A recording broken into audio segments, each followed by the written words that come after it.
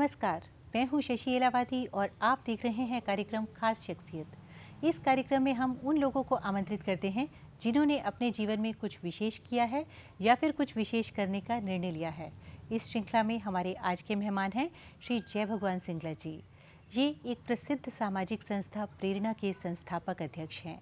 तो सिंगला जी, स्वागत है आपका। धन्यवाद। तो सिंगला जी, आज आपकी संस्था प्रेरणा की मीटिंग थी, क्या क्या निर्णय लिए गए उसमें?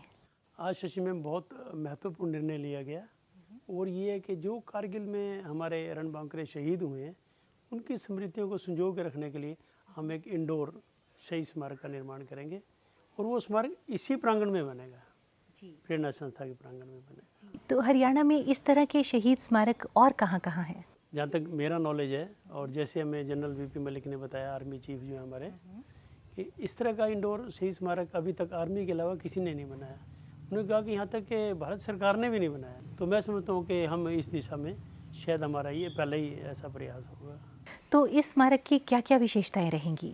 इस स्मारक में हमने ये निर्णय लिया है कि जितने शहीद हुए हैं हरियाणा में, सबकी स्मृतियों को यहाँ पे आदर मान के साथ रखा जाएगा। इस तरह दर्शनीय रूप में रखा जाएगा ताकि उन्हें देख के जो हमारा युवा वर्ग है उसके मन में देशभक्ति की ज्वाला पैदा हो। तो ये स्मृति चिन्ह आप एकत्रित कैसे करेंगे? इसके लिए हमने निर्णय लिया है कि हम जो सोल्जर कल्याण बोर्ड है उसको लिखेंगे और आर्मी हेडक्वार्टर को लिखेंगे और हरियाणा की पंचायतों को लिखेंगे। उनको ये कहेंगे कि आपके यहाँ अगर कोई शहीद हुआ है तो हमें उनकी जो भी निशानी है वो हमें भेजें, या वो ना भेजें हमें पत्र लिख दें, सूचित कर दें, हम जाके व्यक्तिगत रूप में ले आएंगे। इसके अलावा हम व्यक्तिगत रूप से भी कोशिश कर रहे हैं कि जो जो हमारी नॉलेज में हैं उनके सबके घर जाया जाए और उनकी स्मृतियों को यहाँ पर लाया जाए। तो सिंगला जी, आपने ऐसा सोचा, इसके लिए आप सच में प्रशंसा के पात्र हैं।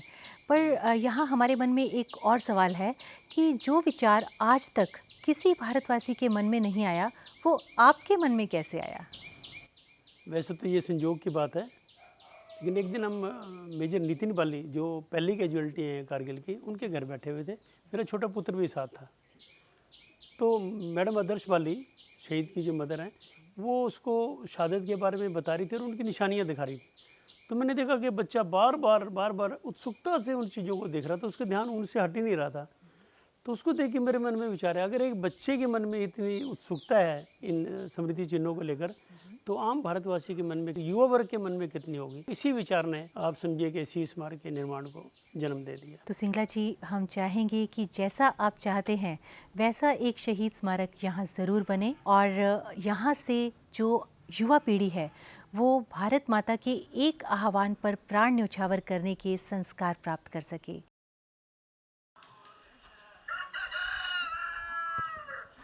चाय के साथ एक सेल्फी हो जाए? बिल्कुल। अरे तुम भी हर जगह। Thank you. Thank you. लो बेटे। जी जी। अच्छा रमेश अंकल। हाँ जी। पहले तो हम हर साल सोनू भैया का जन्मदिन मनाते थे और इस बार? हाँ मुझे याद है, मनाया करते थे। इस बार भी मनाएंगे। अमित बेटा, पहले भी मनाते थे और अब भी मनाते हैं, खूब धूमधाम से मनाते हैं। बेटा 2 दिन के लिए बनाते हैं, परसों ही शुरुआत है और बढ़िया से फंक्शन होगा, आप देखना खूब धमाल मचेगा। बेटे केक भी काटेंगे, नाचेंगे, गाएंगे, खूब धमाल मचाएंगे। मस्ती मस्ती। इसका मतलब हम बहुत अच्छे टाइम पे आए हैं। हाँ बिल्कुल। थैंक यू इनविटेशन के लिए। अच्छा बेटा, मैं 1 मिनट में। रमेश अंकल आप भी लीजिए ना। आप भी लो ना, आप भी लो। जी।